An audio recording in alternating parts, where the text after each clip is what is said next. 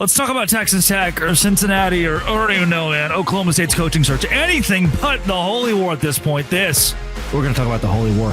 It's a Locked On Big 12, Locked On Cougars crossover.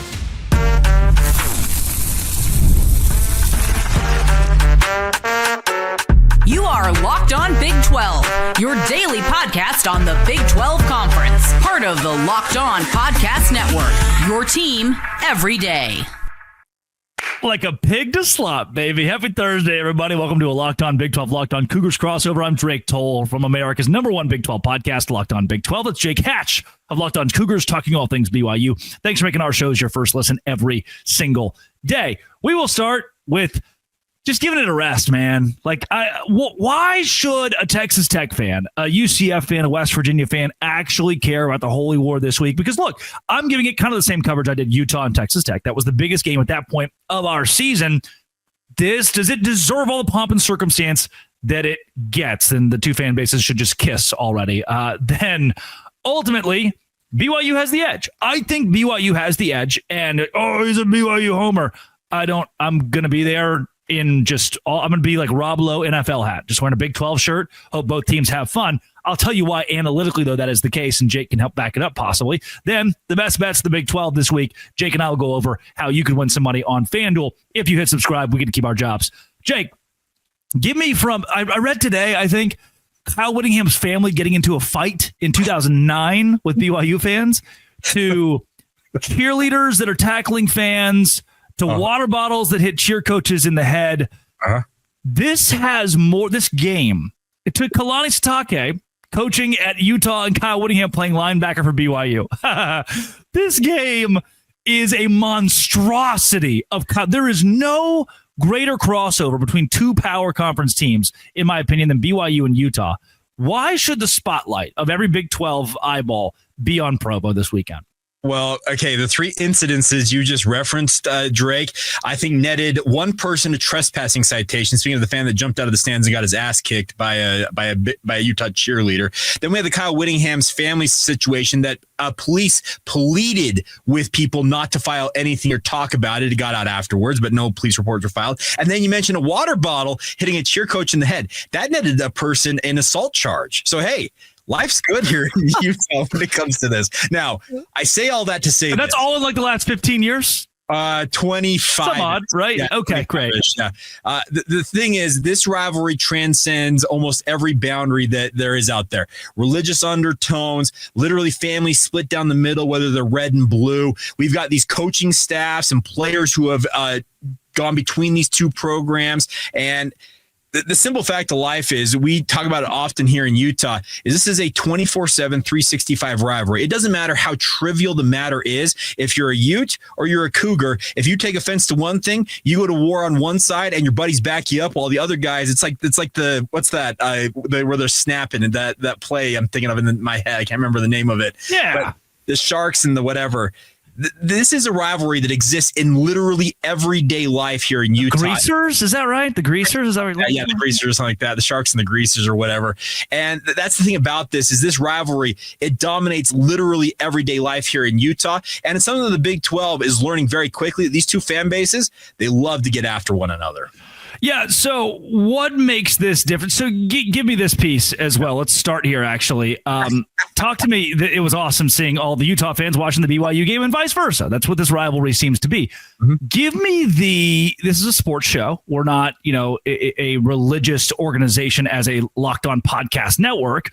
But this is called the Holy War, and for good reason. Baylor and TCU wanted to be kind of this Holy War-esque thing and religious battle, the revivalry, if you will.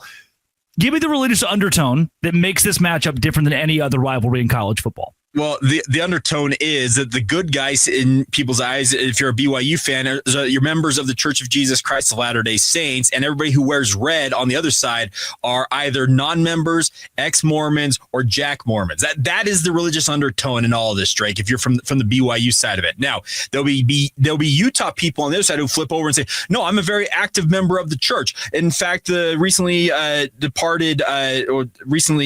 deceased Russell M. Nelson, a Utah grad. There are certain Utah fans out there who are members of the Church of Jesus Christ who will say it's the school of the prophets, speaking of Utah, because the vast majority of members of the quorum of the 12 apostles in the church, presidents of the church, have all been Utah graduates. So there is this back and forth that exists because of the dominant religion in this area, in this state, speaking of the Church of Jesus Christ of Latter-day Saints, that it dominates everything because it goes right in line with everything else with this rivalry, because these two programs 40 miles apart from one another. And as I mentioned, you can live right next door to a fan of your rival school and you want nothing more than to get one over on them. And you may attend the very same chapel, the very same church, and sit in the very same pew as that individual.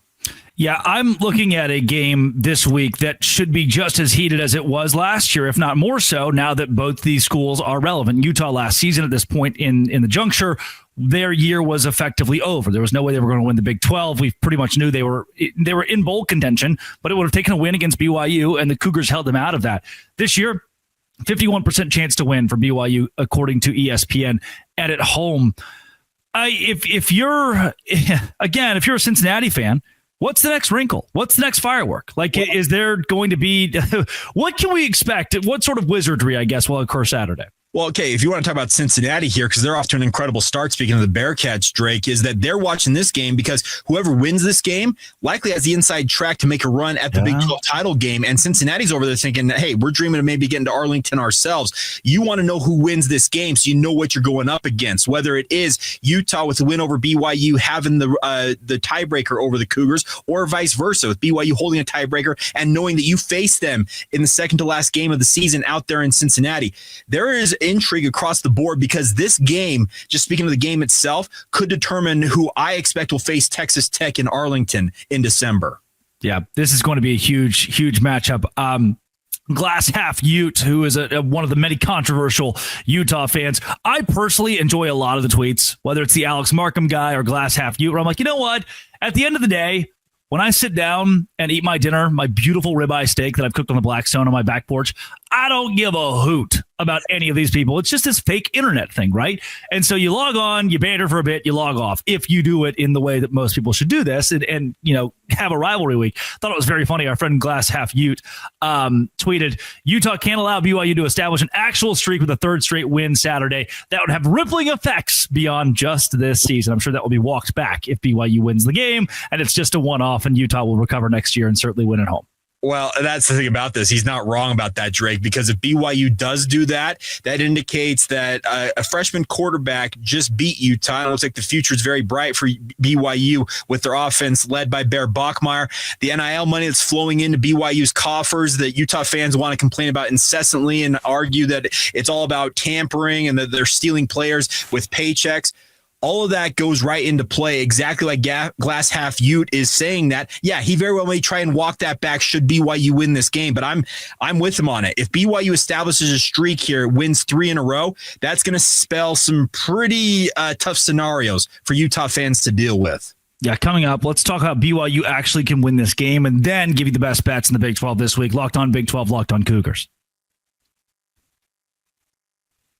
Today's show is brought to you by the beauty of Supply House. Look, man, I have been remodeling my home since February, and it's a tedious process, but Supply House makes it so easy. When I look around, I'm like, dang, my AC unit, my window AC unit in my office, which is a shed, it's a he shed, it went out. I need a new one, stat, and I don't want to go to Home Depot because right now I just like price-wise, I'm comparing, I'm like, wow, Supply House looks great.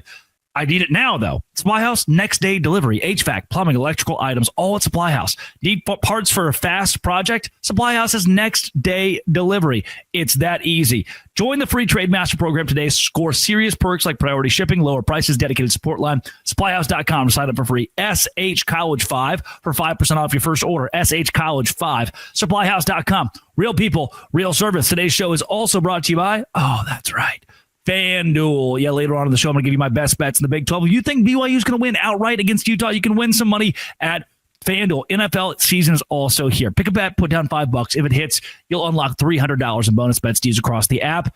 Makes watching football even more exciting when you got a little something riding on the action. What are you waiting for? Visit FanDuel.com to download the FanDuel app and get started. FanDuel.com to download that FanDuel app and get started today at FanDuel.com. Download the app. Get started. That is Jake Hatch of Locked On Cougars, talking all things Cougars. And Jake, this weekend, I think the big differentiator for me where BYU can beat Utah and why I do ultimately believe in a home game BYU will beat Utah, it's not even the atmosphere. Like I'm not going to lean on BYU fans alone beating Utah. This is a fairly disciplined team, a long-tenured head coach. They've been in some nasty environments, some heavy and hard environments to play in before. I think BYU will bring that this weekend, but I circle this. And here's something I keep bringing up. I'll continue to bring up, and we can get deep into this matchup. Defensively, Utah is 86th in EPA. That's an efficiency metric. 86th against the run. BYU, efficiency-wise, the number 17 most efficient team running the football. That disparity, that gap is glaring. And considering the way, whether it's giving the ball to a Roberts or a Kingston, or especially an LJ Martin or a Bear Bachmeier, BYU has a lot of different options out of the backfield to run the ball or get the ball into the hands of a Chase Roberts quickly, in essence, acting as a running back or an extension of the deep play calls for A-Rod. That's where I think BYU can truly control this game. Well, and you're right. Not to, add some gasoline to the fire of this rivalry, Drake, but do you know who invented EPA way back in the day? Oh, my gosh. Is it like Lavelle Edwards? No, it would be a guy named Virgil Carter, who once upon a time was a standout quarterback for BYU, went on to have a pretty decent career in the NFL with the Cincinnati Bengals. He wanted a way to be able to analytically analyze the game. So back in the 70s is when he invented this. And all it has done is decade upon decade upon decade since he went about building this with the help of some other professors and the like. It is proven to be, I think, maybe the most predictive analytic in all of college football. And you're right, those numbers, they bear out that more often than not, EPA will tell you where you're going to have success, how you're going to have success, and quite frankly, who's going to win this football game. I say all the time that this is one of those rivalries, Drake, that you throw the records out the window. I know we have a top 25 showdown for the first time since 2009, but those predictive analytics, speaking of EPA and the fact that Utah's defense is ranked 86th, that is a worrisome number if you're a Utah fan, because that shows that BYU could get Utah's GOAT in terms of offense versus defense. And if BYU can get on a run at home offensively and start running the football in particular, that could mean a long night for Utah. Now, let me be clear here. We just saw it on the graph if you're watching on YouTube. And if you're listening, we can certainly read out the important numbers here. But for Utah's defense, the number 7 in the country against the pass. And BYU is number 48 throwing the football. Now, 48 is not bad, and 7 is elite. Mm-hmm. But I don't think Aaron Roderick wants to win this game through the air. No, here's the thing. BYU wants to run for north of 250 yards, shorten this game, limit possessions, keep Utah's offense off the field, and just score touchdowns and cash in every opportunity they've got in this game, Drake. They don't care how they get it. All they want is a W on that board and to be able to say 3 in a row. Yeah, I think, again, I want to go back to what you said about EPA because I believe that you hit the nail on the head here. It to me, also is able to break down the barrier of strength of schedule a little bit. So a lot of people are like, oh, yeah, well, who did you do it against? Efficiencies don't really work that way. It's not like, oh, well, yeah, you were efficient, but it was against a bad team. Like, no, efficiency reads a little bit deeper into actually how good your football team is. And it's a telltale a lot of times of, and even into, I think Game on Paper does a great job of giving you this, even into how well you end drives offensively and defensively. I look at this. For Utah offensively, their average starting field position is their own 27. They do a bad job of flipping the field. For BYU defensively, they typically force opponents to start on their own 26. That's pretty good. That's 40th in the country. Utah's 103rd, meaning typically Utah's going to have bad starting field position in this game, and that's not what you want considering you're playing a BYU defense that grades so well. And that's the thing about this, Drake, is BYU will yield yards between the 20s. There's just no doubt about it. You can watch any BYU game and watch teams motor up and down between the 20s. But when it comes crunch time, we're talking when you're backed up inside your 20 or you're inside their 20, speaking of the BYU's 20, that's when things get really difficult. Jay Hill has proven to be a very, very shrewd play caller and finding weaknesses in this defense. The other thing about this game, these two staffs know each other about as well as you possibly could hope for. These guys, Kalani Sitake was the defensive coordinator at Utah. Jay Hill spent over a decade playing and coaching at Utah. You also have Aaron Roderick, who's a BYU grad, but spent years at Utah as well. On the flip side, Morgan Scalley, he knows intimately what BYU is going to try and do. These two programs know each other's systems because they essentially run the same system in many respects. The real variable is Jason Beck, a former BYU quarterback who's now the OC at Utah. But looking at that, Drake, yeah, if you can't find a way to find better starting field position, Kyle Whittingham talks about it all the time. He knows that the further back you start in the field, so the 27 is where you said that they usually start. Average of 27, which is 103rd in the country, yeah. Guess what? You can take a fair catch and get to the 25. That shows you that the numbers indicate that if you can get further up the field, whether you get into the 30, 35, the numbers bear out that you will have a better opportunity to score. So Utah, if they cannot find a way to win the field position battle in this game, it could go a long way to helping BYU potentially get the third straight win. Yeah, before we move on to our best bets, my best bets and your reaction for this week, give me the players. That's a lot of conversation about the analytics and the numbers. Give me the Jimmies and the Joes that will lead to a BYU win and your final score prediction. So the players that will lead to a win, LJ Martin and Bear Bachmeier, BYU's backfield tandem. Now, do I expect Bear Bachmeier to run it nearly as much as LJ Martin did, and they did last week? They nearly combined for 50 carries last week combined. I don't hope to see that, but at the same time, if it comes to it, much like the Arizona game necessitated, they will carry Bear Bachmeier and have that ball in his hands as often as they need to. But I fully expect LJ Martin to step up as he's done all season long and be the workhorse back BYU needs him to be in this game. The other guys I'm looking at, Isaiah Glasker and Jack Kelly. I'm sincerely hoping both of them are as close to 100% as they possibly can be and will be suited up on Saturday night, because that tandem of linebackers, well, we saw David Bailey and I'm forgetting his name right now, right off the tip of my tongue, from Texas Tech. Who's the other? Rodriguez, yeah. Jacob Rodriguez. That tandem was able to bottle up this Utah attack, and that's what BYU's got to hope that tandem of Isaiah Glasker and Jack Kelly can do in similar fashion. That's how they're going to win this football game, is containing the offense and the rushing attack in particular of Utah, keeping Devin Dampier away from going for 100-plus yards and the like. But it's much easier said than done against a vaunted Utah offensive line.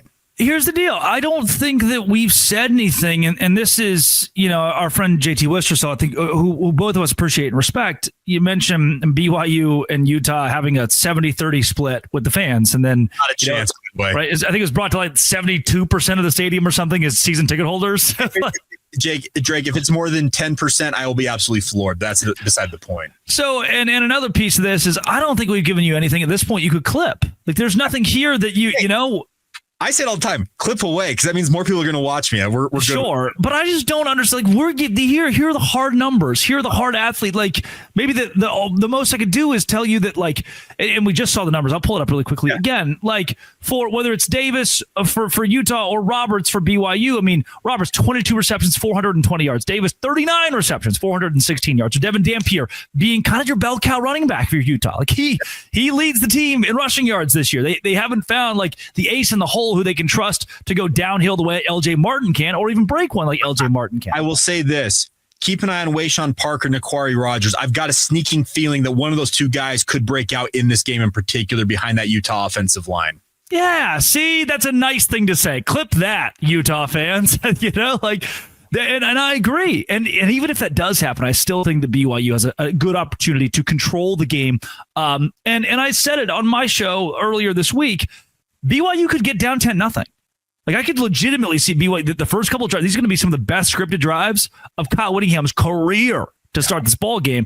It could be 10-0, and we find it, 10-10 at halftime. And then 23-16 final score, 23-19 final score. You're like, gosh, that was ugly and terrible, but like, welcome to the Holy War. I was going to say, Drake, if this game gets outside of one score possession, it feels like in terms of that final margin, it means one team turned the ball over an abnormal amount, it feels like, in this game to me. I really do think it's within 7 points.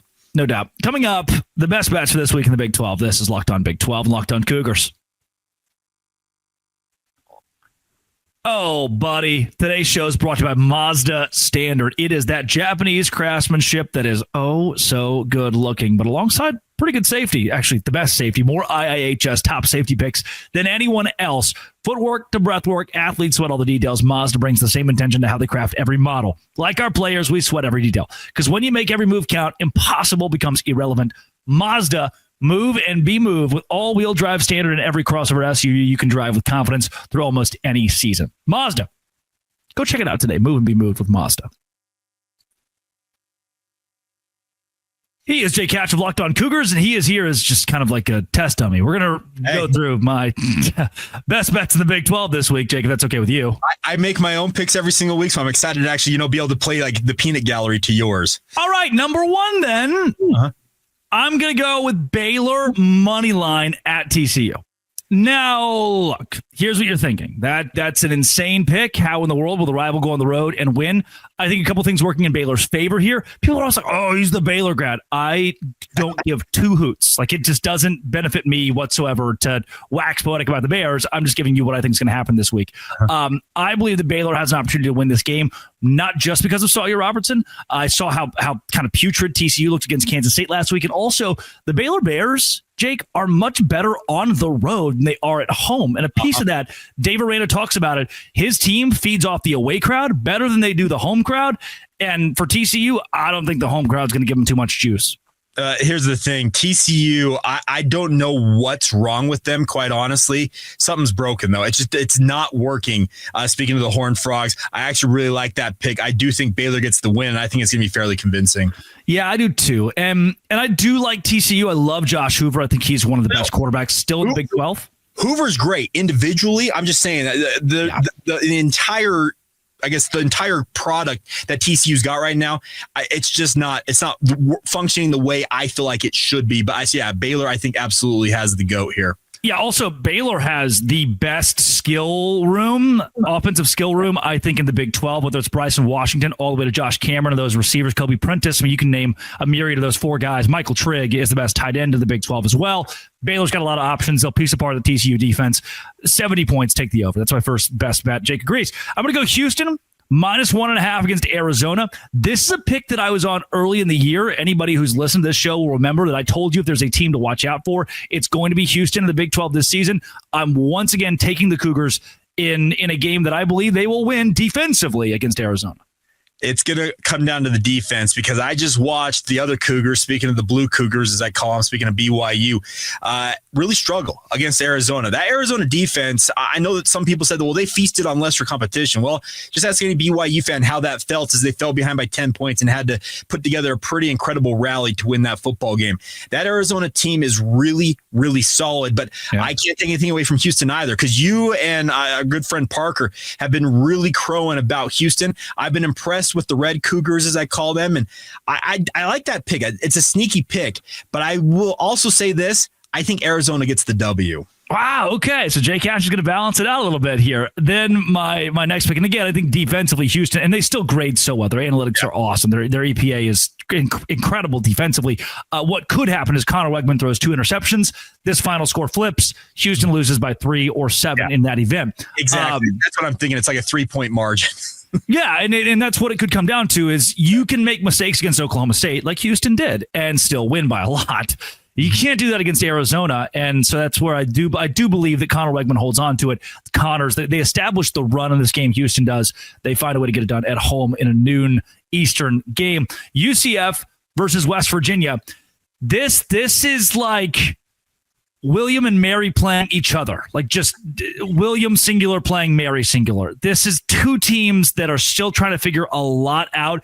ESPN's FPI really favors UCF in this matchup. I think I do too. It's like the lesser of two bads. Yeah. I'm going to go with UCF -7. I have watched West Virginia play quite recently against both Utah and BYU.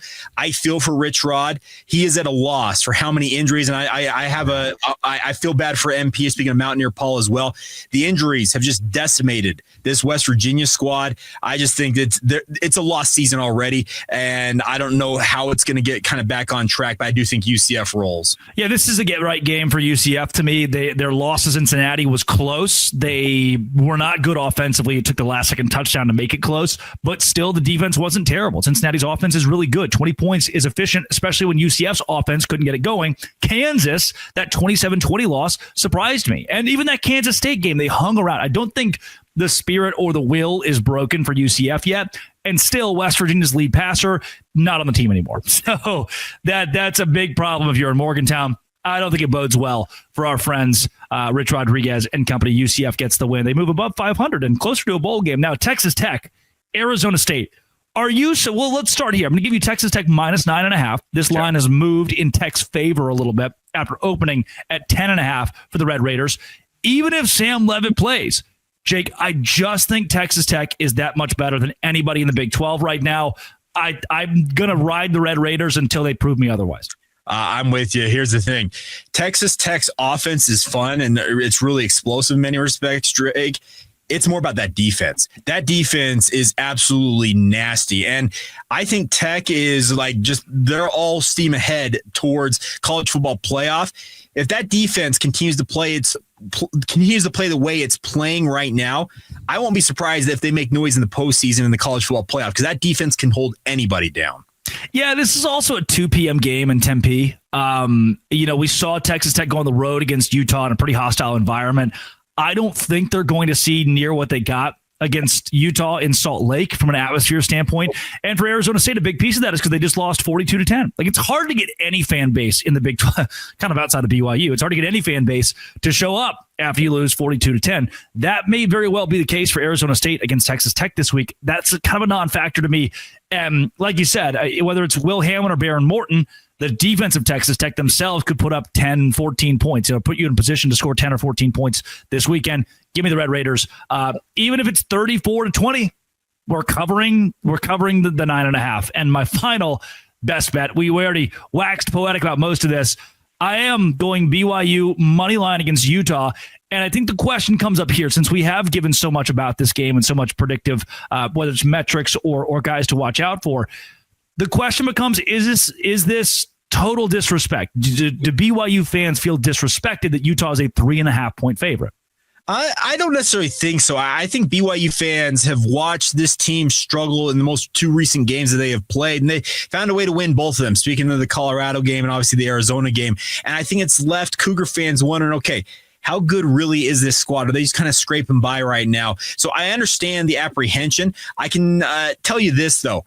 I'm sure that the fact that they're a home dog is not lost on this BYU locker room. That is being talked about in this locker room, whether it's Kalani Sitake or his player leadership, the captains and the like. They are talking about it.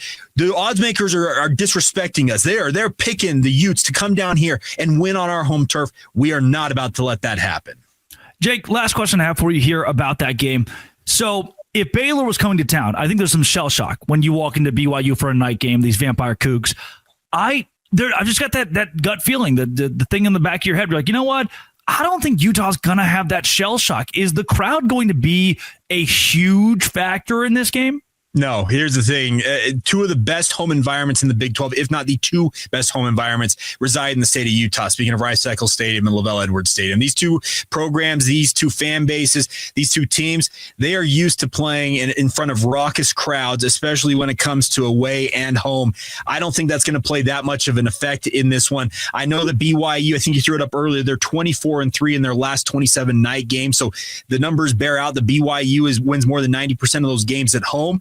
But if there is one of those games that I don't think it affects this one iota, it's this one, because I don't think Utah is going to be in shock and awe with what Lavelle Edwards Stadium and the crowd is going to bring. Jake, before we go, shout out Wild Ute, shout out Tara Gardner, shout out Alex Markham and Glass Half Ute. Shout out all of our Utah fans. These are some of my homies. I think there's a lot of Cougar fans out there that ask me all the time, like, do you get along with Utah? I get along with a lot of Utah fans. And quite honestly, I grew up, I'll tell you this much. One of my closest friends growing up, Drake, he was about as dyed-in-the-wool Utah fan as you will literally ever find. He's still that to this day. He and I bickered all growing up. We'd walk to and from school arguing BYU versus Utah and why this and why that and what. It's been part of my everyday life, my entire life. I absolutely get along with my Ute brethren. I love it, and I'm looking forward to this game. It's one of my favorite games literally every single year. Yeah, to Ivan too. Like the list goes on here of the wonderful Utah. JT Wistersill, Brian Brown. I can go down this. Steve Bartle, my compatriot at KSL Sports. We've got a lot of good people out there that I get along with very, very well. Yeah. On top of that, it brings up, and I know we're at time here. Hannah Montgomery, 5th grade. She wrote an entire notebook worth of what were those called? They had like the black and white dots on the outside. Composite book or something. You know what I'm talking about? Composition book. Yeah. Composition notebook. She filled one with why Texas was better than Arkansas. And I was so mad. And a big piece of that was Mac Brown. And 2 weeks ago, when I got to sit down with Mac Brown for a half hour, I sent her a selfie. I was like, you know what? You were right. Mac Brown's good coach, good guy, good coach after all. So it's all we all find a way to appreciate our rivals. Someday we all come around. Jake, where can folks find more of your work? I know it's a big week for you. All things BYU. Check out Locked On Cougars wherever you get your podcasts. Also available on YouTube. If you want to check it out on social media, Locked On Cougars on Facebook, Instagram, or Twitter. Or you can follow me on social media on X or Twitter at Jacob C. Hatch. Always fun. This has been and always will be Locked On. Thanks for making it your first listen every single day. A crossover with Cougars and Dose Grande.